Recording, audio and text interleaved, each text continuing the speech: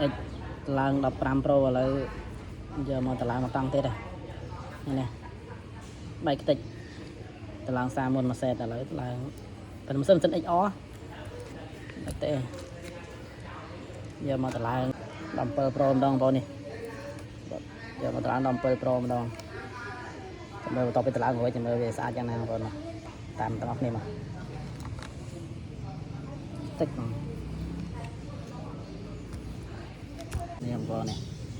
តពីតម្លើងហើយចេញញ៉ាំស្អាតខ្លាំងមែនតើចាយរៀងណាបង